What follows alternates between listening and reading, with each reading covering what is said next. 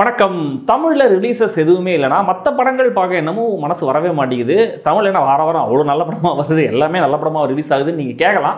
அப்படி இல்லை, இப்போ தமிழில் ஆரம்பிப்போம் எப்பயுமே. ஸோ படம் நல்லா இல்லை அப்படின்னு வச்சுக்கோங்களேன், சரி அட்லீஸ்ட் மற்ற லாங்குவேஜ்லேயாவது ஏதாவது நல்ல படம் இருக்கா அப்படின்னு பார்த்து மனசை தேத்திக்கலான்னு அப்படி ஒரு மைண்ட் செட்டில் போவோம். ஒருவேளை தமிழில் படம் நல்லா இருந்துட்டா பரவாயில்ல, இந்த நல்ல படம் பார்த்த மூடோட மற்ற படங்களையும் பார்த்துருவோம், அதெல்லாம் சுமாராக இருந்தாலும் பரவாயில்ல அப்படின்னு ஒரு உத்வேகம் வரும்.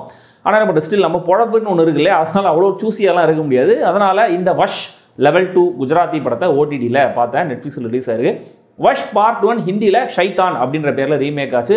மாதவன், அஜய் தேவ்கன், ஜோதிகாலாம் நடிச்சிருந்தாங்க. அந்த விமர்சனத்தை போன வருஷம் இதே சேனலில் நீங்கள் பார்த்துருக்கலாம். இந்த ஹிந்தி ரீமேக்கில் குஜராத்தி படத்தில் இருந்து இந்த பிளீக்கான எண்டிங்கை ஹாப்பி எண்டிங்காக மாற்றிருந்தாங்க.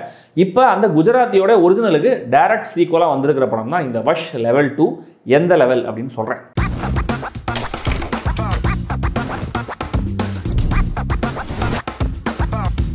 மந்திர தந்திரம், மாந்திரீகம், பில்லி சூனியம் மாதிரியான விஷயங்கள்ல கொஞ்சோடு நம்பிக்கை இருந்தால் கூட இந்த படம் உங்களுக்கு செம்மையாக கனெக்ட் ஆகி ஒர்க் ஆகுன்றது என்னுடைய ஒரு ஒப்பீனியன். ஏன்னா கதை அந்த மாதிரி இருக்குது. குஜராத்தில் ஒரு பிரம்மாண்டமான கேர்ள்ஸ் ஸ்கூல், இன்டர்நேஷனல் ஸ்கூல் நினைக்கிறேன். ஒரு நாள் ஸ்கூலில் லஞ்ச் சாப்பிட்டதுக்கப்புறம் எல்லா பெண்களும் அப்படியே உறைஞ்சு போய் நகர முடியாமல் அதே இடத்துல உடம்பு நடுங்கி உட்காந்துட்டு இருக்காங்க. அதில் ஒரு 10 பொண்ணுங்க ஓடுறாங்க ஸ்கூல் மொட்டை மாடிக்கு. அங்கே போய் கீழே விழுந்து தற்கொலை பண்ணிக்கிறாங்க. இதெல்லாம் ஏன் நடக்குது, யாரால் நடக்குது, அதை தடுக்க முடிஞ்சுதா இல்லையா, இதெல்லாம் தான் இந்த லெவல் 2.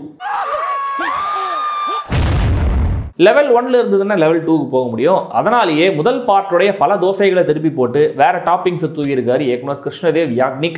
பட் ஃபர்ஸ்ட் ஆஃப் நிஜமாவே இந்த படத்தில் டெரிஃபிக்காக இருந்தது. ஒரு கேரக்டருடைய ஃபேமிலி எஸ்டாப்ளிஷ் பண்ணிட்டு அந்த கேரக்டருக்கு ஒரு ட்ராஜடி நடக்குது அப்படின்னு வழக்கமாக சினிமாக்களில் காட்டுவாங்க. ஏன்னா அப்போ தான் அந்த கேரக்டர் மேலே நம்மளுக்கு ஒரு எம்பத்தி வரும் இல்லையா. பட் அது எல்லா படங்களும் ஆக்சுவலாக ஒர்க் ஆகாது. ஆனால் இங்கே பல டீனேஜ் பொண்ணுங்க வீட்டிலேருந்து ஸ்கூலுக்கு கிளம்புற ஒரு சின்ன மாண்டேஜ் மாதிரியான சீக்வன்ஸில் தான் படமே ஓப்பன் ஆகுது. அதில் வர நடிகர்களுடைய நடிப்பு, அந்த லைவ்லியான செட்டப், டைரக்ஷன் இன்ஸ்டண்ட்டாக நம்மளுக்கு ஒரு கனெக்டை கொடுக்குது. ஸோ அடுத்த 1.25 மணி நேரத்துக்கு இந்த பொண்ணுங்க அனுபவிக்கிற டார்ச்சர்லாம் சீனுக்கு சீன் பார்க்க ரொம்ப பாவமாக இருக்குது. ஸோ அதே தோசையாக இருந்தாலுமே கூட டேஸ்ட்டில் பெருசாக குறை இல்லை. ஃபர்ஸ்ட் பார்ட்டில் ஹோம் இன்வேஷன் த்ரில்லரில் மாந்திரீகத்தை கலந்த இயக்குனர் இந்த பார்ட்டில் ஒரு ஹாஸ்டேஜ் சிச்சுவேஷனில் மாந்திரீகத்தை கலந்து நம்மளை கதிகலங்க வச்சிருக்காரு. வழக்கமாக சீக்வல்களுக்காகவே எக்ஸ்டெண்ட் பண்ணப்பட்ட மாதிரியான ஒரு போங்கான பிளாட்டாக தான் தெரியுது ஆரம்பத்தில். ஆனால் இதில் அந்த ஃபர்ஸ்ட் பார்ட்டோடைய பிரதானமான அப்பா பொண்ணு கதாபாத்திரங்கள் 2 பேரையுமே கரெக்டாக உள்ளே கொண்டு வந்தது ஸ்மார்ட்டான ரைட்டிங். ஸோ அது போங்கா தெரியல. பொண்ணை காப்பாற்ற அவர் என்னவோ பண்ண போறாரு, அதுக்கான பேக்கப் பிளான் என்னமோ பண்ணியிருக்காரு அப்படிங்கிறதெல்லாம் நம்மளுக்கு ஹிண்ட் பண்ணிட்டு கடைசி வரைக்கும் அது என்னன்னு கெஸ் பண்ண வச்சுட்டே இருந்ததும் அந்த பிளானோடைய எக்ஸிகியூஷன் சீனுமே கூட செம்ம ஸ்மார்ட்டான விஷயமா இருந்தது. ஏன்னா இது சட்டுன்னு முடிஞ்சு போச்சே அப்படின்ற மாதிரி சிலருக்கு தோணலாம். ஆனால் இதை இழுத்தடிச்சு ஓவராக ட்ராமா பண்ணி முடிக்கலையே அப்படின்னு எனக்கு நிம்மதியாக தான் இருந்தது. இயக்குனர் பண்ண அடுத்த ஸ்மார்ட்டான முடிவு வில்லனுடைய முகத்தை பாதி படம் வரைக்கும் ரிவீல் பண்ணாமல் இருந்தது. ஏன்னா ஃபர்ஸ்ட் பார்ட் பார்த்தவங்களுக்கு ஆப்வியஸ்லி என்ன நடக்குது, ஏன் நடக்குது, எப்படி நடக்குதுன்ற மாதிரி எல்லாமே தெரியும். ஆனால் யாரால் நடக்குது அப்படின்னு தெரிகிற அந்த பாயிண்ட் வரைக்கும் தான் அவங்களுக்கு ஒரு சஸ்பென்ஸ் ஹோல்ட் ஆகும். ஸோ அதுக்கு இந்த ஃபேக்டர் உதவி இருக்கு.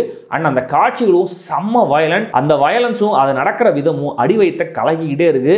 இதுதான் இயக்குனர் டிசைர் பண்ண எஃபெக்ட். அதை பக்காவாக அச்சீவ் பண்ணியிருக்காரு. ஆக்சுவலி இந்த படத்தை தான் நோ காம்ப்ரமைஸ் ஆன் வயலன்ஸ் அப்படின்னு சொல்லணும். அந்த லெவலுக்கு இந்த கதைக்கு தேவையான அளவு கொடூரமாக ரத்தம் தெரிக்குது.